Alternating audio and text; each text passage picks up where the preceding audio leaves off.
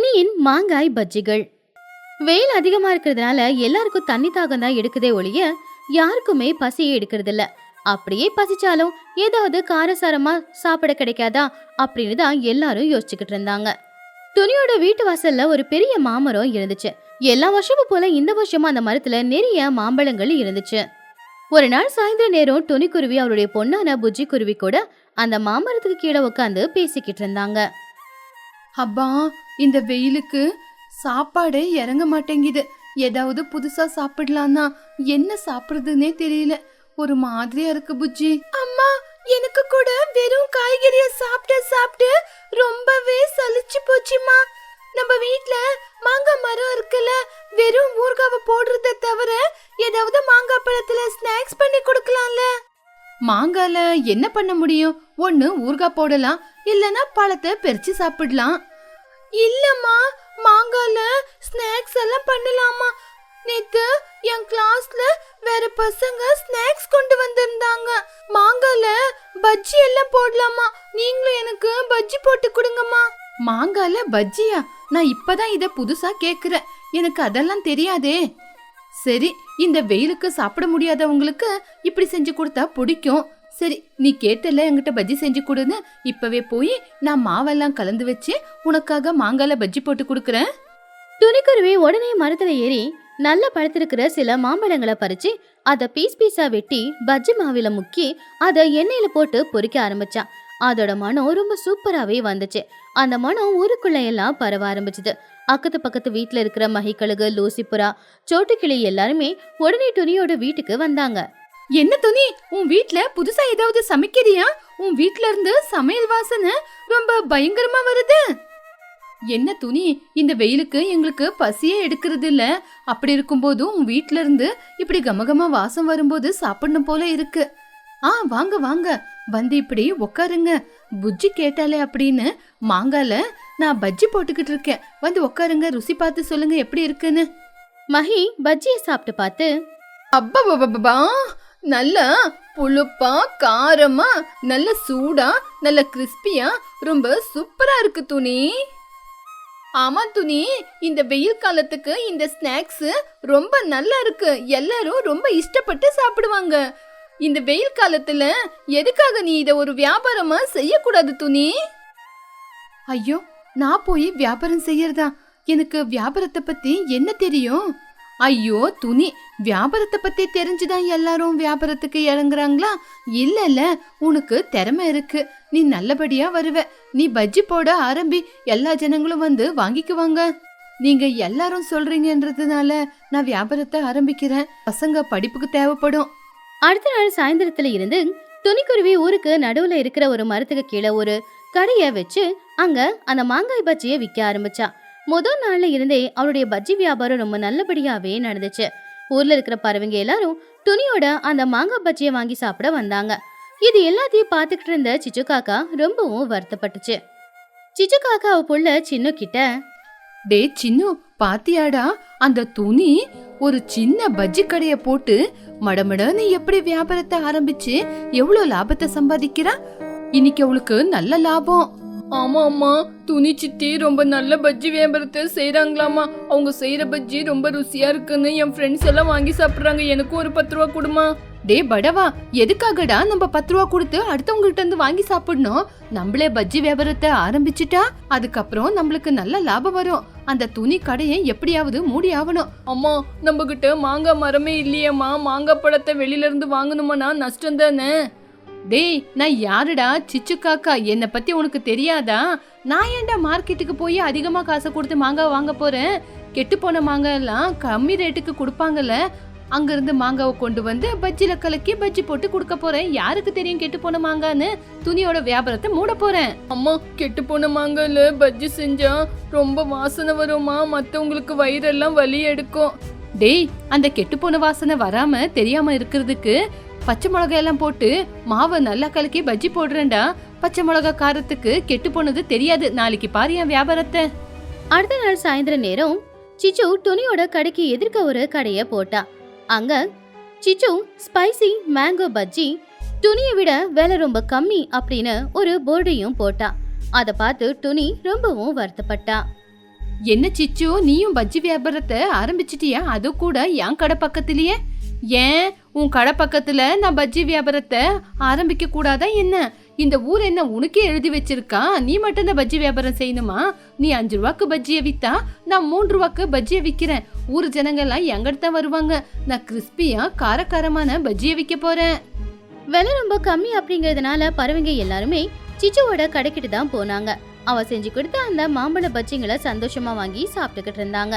இத பார்த்து சிச்சு காக்காவும் ரொம்பவும் சந்தோஷப்பட்டா. என்ன சிச்சு, ரொம்ப குறைஞ்ச விலைக்கு கொடுத்துக்கிட்டு இருக்க? குவாலிட்டி நல்லா இல்லையா? ஐயோ மகி, என் குவாலிட்டி பத்தி உங்களுக்கு தெரியாதா? பஜ்ஜிய சாப்பிட்டு பாருங்க, கிறிஸ்பியா எவ்வளவு நல்லா செஞ்சிருக்கேன்னு. சோட்டு பஜ்ஜிய சாப்பிட்டு, வா, என்ன சிச்சு இவ்ளோ காரத்தை போட்டு வச்சிருக்க? பஜ்ஜி ரொம்ப காரமா இருக்கு. அது மட்டும் இல்ல, உள்ள சாப்பிடும்போது ஒரு மாதிரியா இருக்கு. இது கெட்டு போன மாதிரியே இருக்கு. ஐயோ, அதெல்லாம் ஒண்ணு இல்ல, நீங்க காரமா சாப்பிடுறீங்கல, அதனாலதான் அப்படி தெரியுது. இதான் என்னோட கை ருசி. சாப்பிட்டு பாருங்க, நல்ல ருசியா இருக்கும்.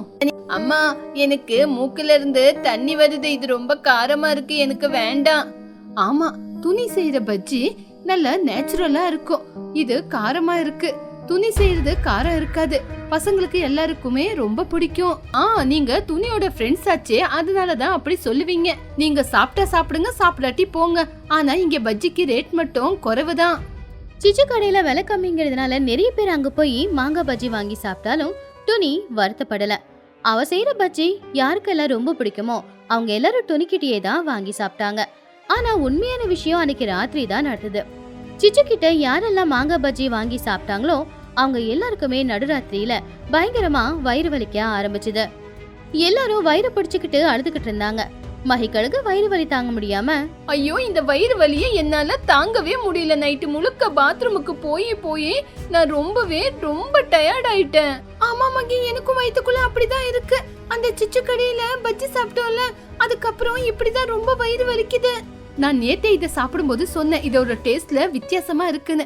அதனாலதான் கொஞ்சம் சாப்பிட்டு தூக்கி போட்டுட்டேன். பன்னு சாப்பிட்டதுனால இப்ப ரொம்பவே வயிறு வலி எடுத்துட்டு பன்னு ரொம்ப வயிறு வலிக்குதுன்னு துடிக்கிறான். அப்போ துணி அங்க வந்து, என்னாச்சு? ஏன் எல்லாரும் வயித்தை புடிச்சுக்கிட்டு நின்னுக்கிட்டு இருக்கீங்க? பசங்க எல்லாம் எதுக்கு அழுவுறாங்க? ஐயோ துணி, இது எல்லாமே நேத்து சிச்சு கடையில நாங்க சாப்பிட்ட பஜ்ஜியால தான் வந்தது. என்ன பஜ்ஜி போட்டாலோ காரம் வேற அதிகமா வச்சு, கெட்டு போன பழமோ கெட்டு போன மாவுன்னே தெரியல. அந்த பழம் சாப்பிட்டுட்டு நைட்டு முழுக்க வயிறு வலி. துணி, உன் கடையில நாங்க எத்தனை நாள் பஜ்ஜி சாப்பிட்டுருப்போம். ஆனா இது வரைக்கும் இந்த மாதிரி ஒரு வயிறு வலி எங்களுக்கு வந்ததே இல்ல. ஆனா அந்த சிச்சு என்ன மாவு கலந்தாலும் என்னவோ ரொம்ப வலி எடுக்குது. காலையில தான் வைத்தியர் வந்து மருந்து கொடுத்து போனாரு. எல்லாரும் ரொம்ப கோவமா சிச்சு காக்காவோட வீட்டுக்கு போகும்போது சிச்சு அவங்கள பார்த்து கதவை சாத்த முயற்சி பண்ணப்போ ஏற்கனவே ரொம்பவும் கோவத்துல இருந்த அவங்க எல்லாருமே அந்த கதவை தள்ளி சிச்சுவை வெளியில எடுத்துக்கிட்டு வந்தாங்க. ஏண்டி சிச்சு, எங்கடி இருக்க? முதல்ல வெளியே வாடி. நேத்து எங்களுக்கு என்ன கொடுத்த? எங்களுக்கு ரொம்ப வயிறு வலி தெரியுமா? நேத்து நீ குறைஞ்ச விலைக்கு பஜ்ஜியை விற்கும் போதே எங்களுக்கு சந்தேகம் வந்துச்சு. கெட்டு போன பழத்துல பஜ்ஜி போட்டு கொடுத்துருக்கியா? எங்க குழந்தைங்களோட வாழ்க்கையில விளையாடுறியா? அதான், அது நான் எதுவுமே செய்யலையே. நீங்க என் பஜ்ஜியை சாப்பிட்டுருக்க மாட்டீங்க, அதுக்கப்புறம் வேற எதனா சாப்பிட்டுருப்பீங்க. அப்போ சின்னும் அங்க வந்து, அம்மா பொய் சொல்லாதீங்கம்மா, நான் நேத்தே சொன்னேன் கெட்டு போன மாங்கால இந்த மாதிரி பஜ்ஜி போடாதீங்க, எல்லாருக்கும் வயிறு வலி வரும் அப்படின்னு.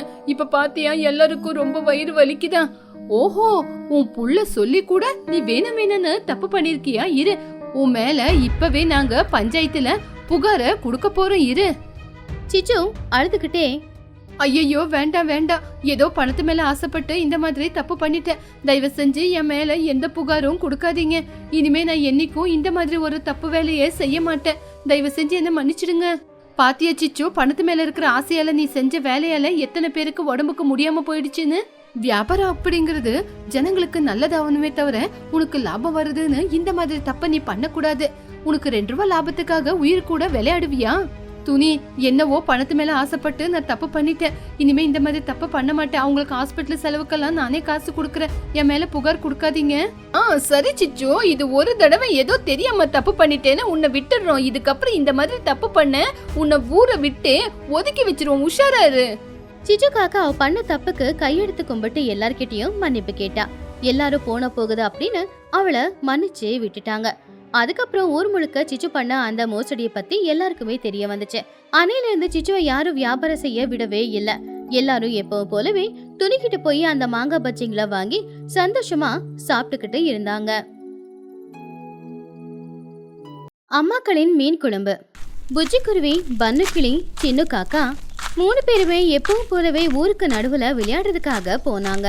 அன்னைக்கு ஆகாயத்துல மேகங்கள் எல்லாம் கருக்க ஆரம்பிச்சு சில்லுன்னு காத்து வீசவும் ஆரம்பிச்சுது. இப்போ பசங்களுக்கு குளிர் இருக்கிறதுனால ஏதாவது சூடான காரசாரமான சாப்பாடு சாப்பிடணும்னு அவங்களுக்கு தோணுச்சு. 3 பேரும் ஒன்னா சேர்ந்து ஒரு மரத்துக்கு கீழே உக்காந்துக்கிட்டு இப்படி பேசிக்கிட்டு இருந்தாங்க. டே சின்னோ, பன்னு, பாத்தீங்களாடா, மேகம் எல்லாம் கருப்பாயிடுச்சு, சில்லுன்னு காத்து வீசுது. ரொம்ப நாளுக்கு அப்புறமா எனக்கு குளிருதுடா. இந்த குளிர்ல சுட சுட ஏதாவது சாப்பிட்டா ரொம்ப நல்லா இருக்கும்னு எனக்கு தோணுது. தினமும் சாப்பிடுற காய்கறி, பழம், கீரை இது சாப்பிட்டு சாப்பிட்டு நாக்கு செத்து போச்சு.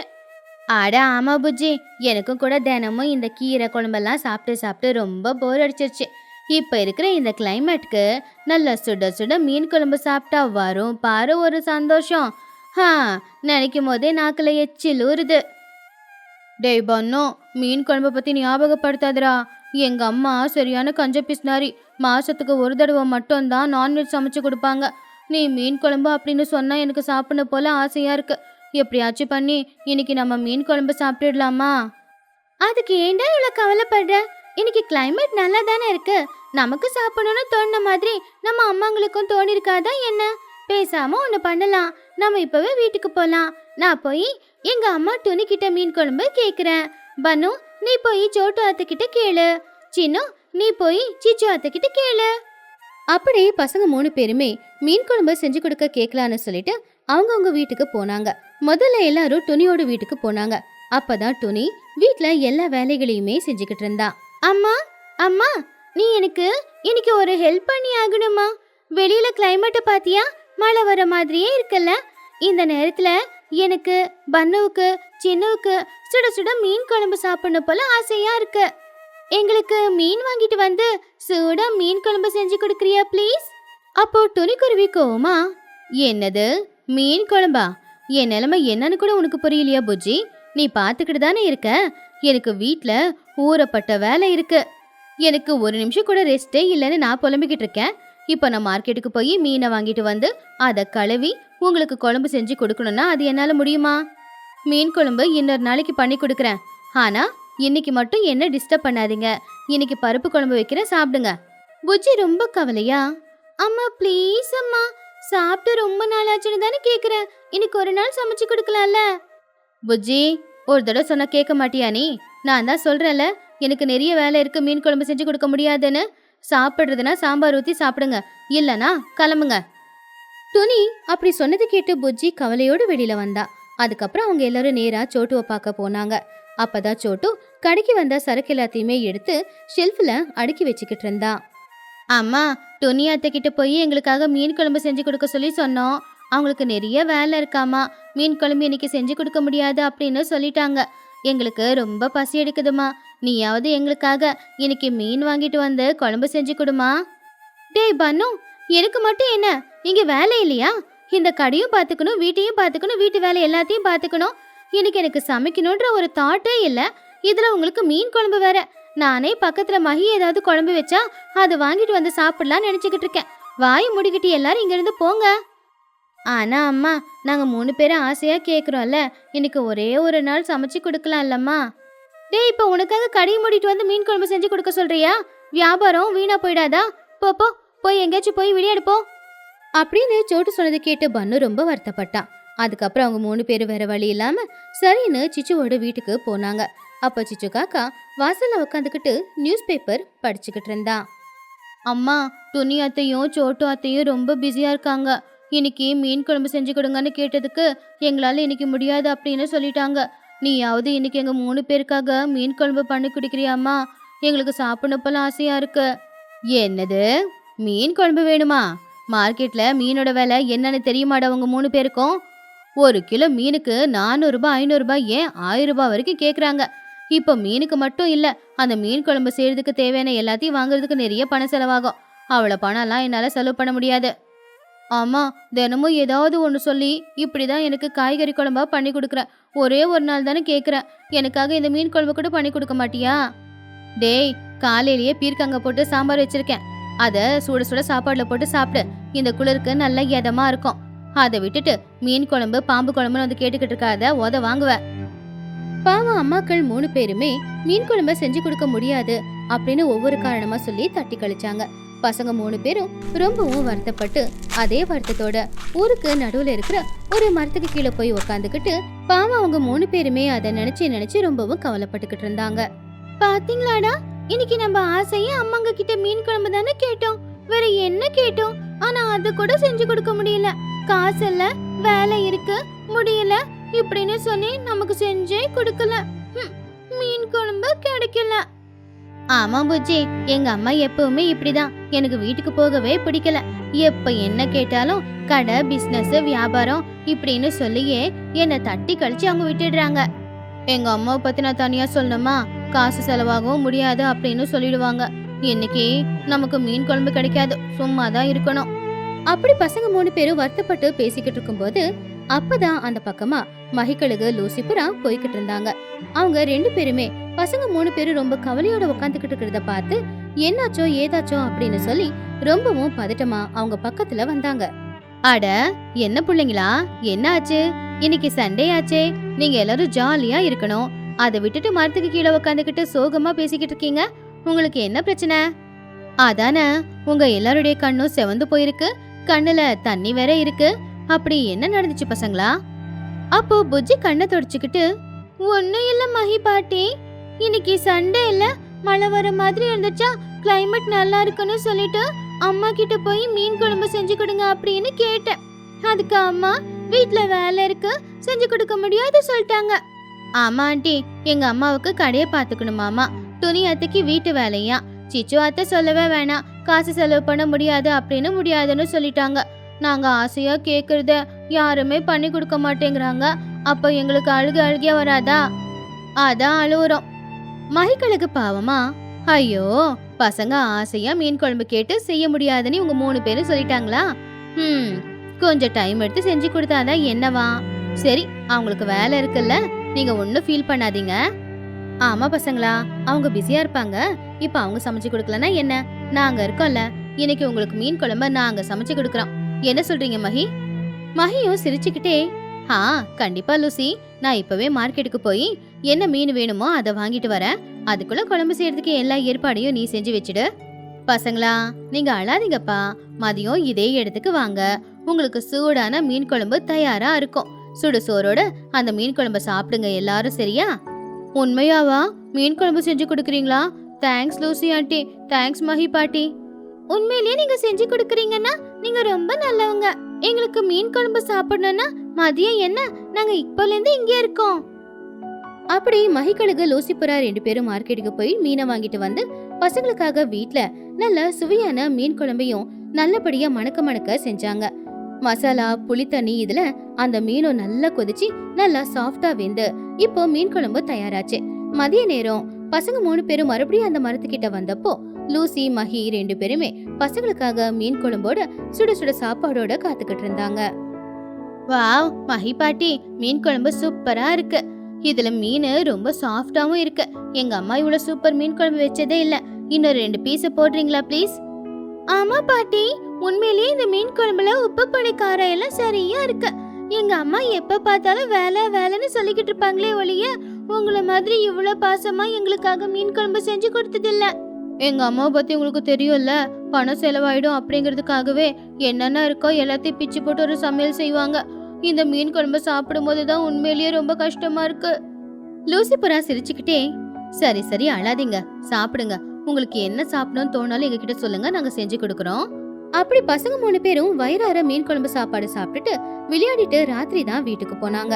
அப்ப அம்மாக்கள் எல்லாரும் மதியம் ஏன் சாப்பிட வரல அப்படின்னு பசங்க கிட்ட கேட்டுக்கிட்டு இருந்தாங்க. ஏன் புஜ்ஜி, மதிய சாப்பாட்டுக்கு வீட்டுக்கு வரவே இல்ல? நீ கேட்ட மீன் குழம்பு செஞ்சு கொடுக்கலன்னு சாப்பிட வரலையா? கோவமா இருக்கியா? நான் ஒன்னும் கோச்சிக்கலம்மா. இன்னைக்கு மதியம் மஹி பாட்டியும் லூசி ஆண்டியும் நாங்க கேட்ட மாதிரி மீன் குழம்பு செஞ்சு கொடுத்தாங்க. அந்த மீன் குழம்புல டேஸ்டா இருந்துச்சு தெரியுமா? நீ கூட அப்படியெல்லாம் மீன் குழம்பு செய்ய மாட்ட, அவ்வளவு டேஸ்டா சாப்பிட அமிர்த மாதிரி இருந்துச்சு.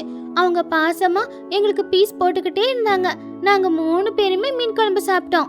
இனிமே எனக்கு எப்ப என்ன வேணும்னாலும் உன்கிட்ட கேட்க மாட்டேன். நான் அவங்க கிட்டயே போய் கேட்டுக்கிறேன். அப்படி சிச்சு காக்காவோட வீட்லயும் சின்னு அவங்க அம்மா கிட்ட அப்படிதான் சொன்னான். அதே மாதிரி பன்னுவும் கூட அவங்க அம்மா கிட்ட அப்படிதான் சொன்னான். இன்னைக்கு மஹி பாட்டியும் லூசி ஆண்டியும் எங்களுக்கு மீன் குழம்பு சமைச்சு கொடுத்தாங்க. அவங்க சமைச்சு கொடுத்த மீன் குழம்பு ரொம்ப சுவையா இருந்துச்சு. இது வரைக்கும் நீங்க சமைச்சு கொடுத்த சாப்பாடு எதுவும் நல்லா இல்ல. இனிமே எங்களுக்கு நீங்க சமைச்சு கொடுக்க வேண்டாம், அவங்களே எங்களை பாத்துப்பாங்க அப்படின்னு சொல்லிட்டாங்க. பசங்க சொன்ன அந்த வார்த்தைங்க பெத்தவங்களுக்கு ரொம்பவே கஷ்டமா இருந்துச்சு. 3 பேருமே வருத்தப்பட்டுக்கிட்டு இருந்தாங்க. அடுத்த நாள் காலையில அவங்க 3 பேரும் ரொம்பவும் வருத்தத்தோட பசங்க பேசுறத பத்தி தான் பேசிக்கிட்டு இருந்தாங்க. அப்போ டொனி ரொம்பவும் வருத்தமா, பாத்தியா சோட்டு, நேத்து நாம மீன் குழம்பு சமைச்சு கொடுக்கலன்னு மஹி லூசி 2 பேருக்கிட்டே கேட்டுட்டு மீன் குழம்பு சாப்பிட்டுட்டு வந்திருக்காங்க. அது கூட பரவாயில்ல. ஆனா வீட்டுக்கு வந்து அப்படியே அவங்க சொன்ன வார்த்தைங்க தான் எனக்கு மனசு வலிக்குது. மஹியை பாட்டி தான் பெஸ்டாமா, நான் ஒஸ்டாமா அப்படி சொன்னாங்க.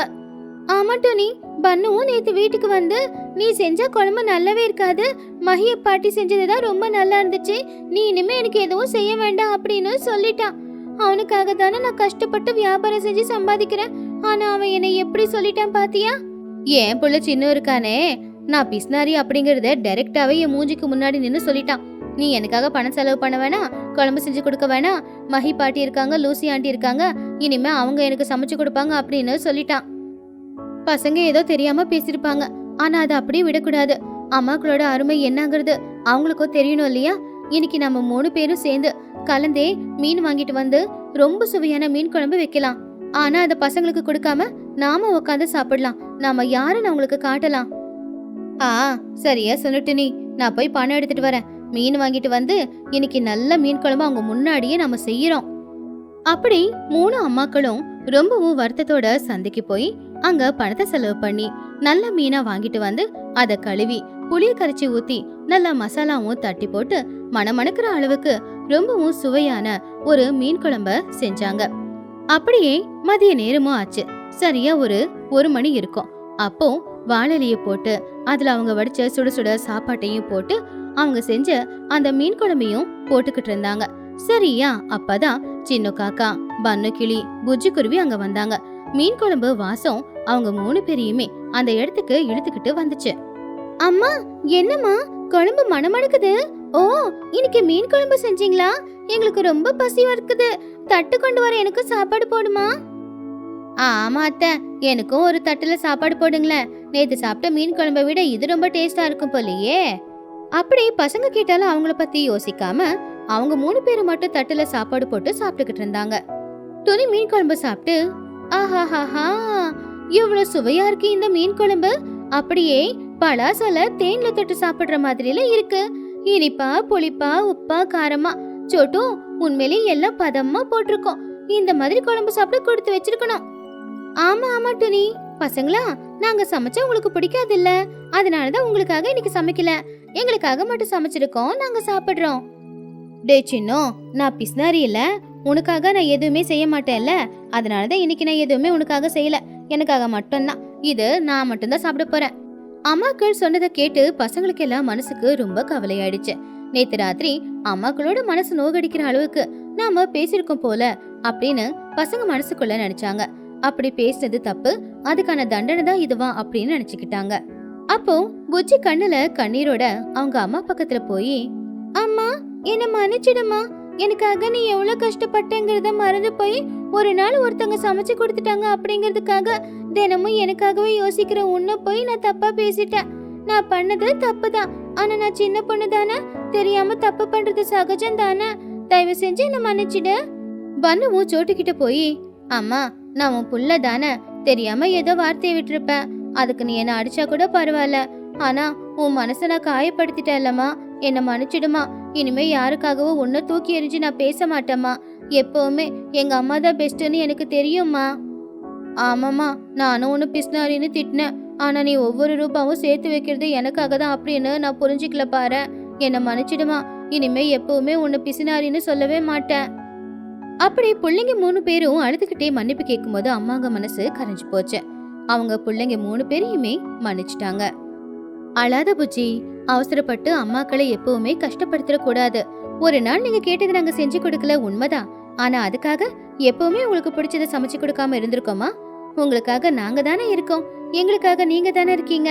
அது புரிஞ்சுக்கலையே. அம்மா எனக்கு புரிஞ்சிடுச்சுமா, இனிமே அப்படி நான் சொல்ல மாட்டேன். சரி சரி, தப்ப புரிஞ்சுக்கிட்டீங்கல்ல, வாங்க உட்காருங்க, வந்து உட்காந்து நல்லா சாப்பிடுங்க. ஆமா ஆமா, வந்து சாப்பிடுங்க, உங்களால எனக்கு இன்னைக்கு நிறைய பணம் செலவு. பசங்க ரொம்ப சந்தோஷமா அவங்கவுங்க அம்மா பக்கத்துல உக்காந்துக்கிட்டு அவங்க அம்மாங்க மீன் குழம்பு போட்டு பிசைஞ்சு கொடுத்த சாப்பாட அவங்க கையாலேயே வாங்கி சாப்பிட்டாங்க. இந்த கதையில இருக்கிற நீதி என்னன்னா, நம்ம பெத்தவங்களை தவிர வேற யாராலையும் நம்மள நல்லபடியா பாத்துக்க முடியாது. ஒரு நாள் அவங்க ஒண்ணு செஞ்சு கொடுக்கல அப்படின்னா, அத மத்தவங்க செஞ்சு கொடுத்துட்டாங்கன்னா அதுக்காக அவங்கள நம்ம மட்டமா பேசக்கூடாது.